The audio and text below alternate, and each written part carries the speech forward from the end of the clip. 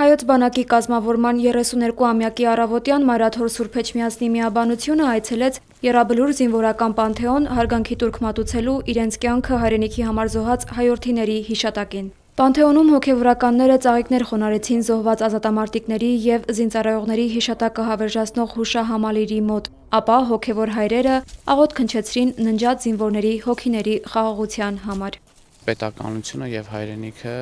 մեզ համար աստվածատուր պարգևներ են, ուստի եւ արժանի անսակարգ սիրո եւ հոգացության։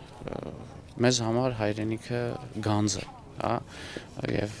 այստեղ պետք է լինի նաեւ մեր սիրտը, ինչպես մեր Տեր Հիսուս Քրիստոսն է ասում, ուր ձեր գանձերն են, այնտեղ եւ ձեր սրտերը կլինեն, իսկ հայրենիք սիրելու շնորհը երկնային շնորհ է, այդ շնորհը բացառիկ մարդկանց է տրված։ Հայաստանի Հանրապետության զինված ուժերի հոգևոր առաջնորդ Տեր-Մովսես Վարդապետ Սարգսյանը պատարագ մատուցեց Մարաթոր Սուրբ Էջմիածնի Սուրբ Գայանե վանքում։ Քարոզի շեշտադրումները խաղաղության մասին էին։ Մեր երկրի համար Աստծո պատգամած խաղաղությունը հաստատող ու պարտադրողը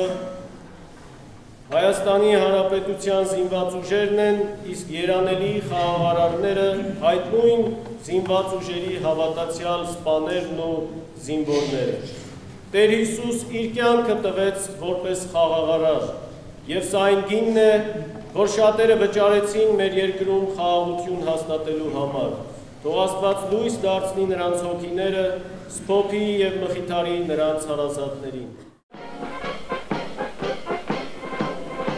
3 տարվա ընթացքում աչքներիս առաջ հայ տղամարդու կերպարը փոխվեց, սուրճ խմող փիլիսոփայողից նա վերածվեց գործունյա քաջ ու նվիրյալ մարտիկի։ 1990 թվականի հոկտեմբերին այսպես նկարագրեցին թերթերը հայկական կանոնավոր բանակի առաջին միավորման հատուկ գնդի ծնունդը ներքին գործերի համակարգում։ 1992-ի հունվարի 28-ին ընդունված Հայաստանի Հանրապետության պաշտպանության նախարարության մասին որոշումով ստեղծված Հայոց ազգային բանակի առաջին զորահանդեսից մինչև մեր օրեր եկեղեցին կարևոր առաքելությամբ բանակում է, ակտիվ դերակատար է հայ զինվորի բարոյահոգեբանական կերպարի կերտման գործում։ Հայտնի ճշմարտություն է, որ քրիստոնեությունը ներդաշնակության, համերաշխության, խաղաղության, այսինքն սիրո կրոն է, որ աշխարհում մարդկանց թելադրում է ապրել առանց տարաձայնությունների, առանց թշնամանքի։ Սա բոլորիս համար էլ ընդունելի է, բայց մենք գիտենք, որ աշխարհում սա պակասում է եւ քանի դեռ ազգերի միջև, պետությունների միջև չկա համերաշխություն, ըստի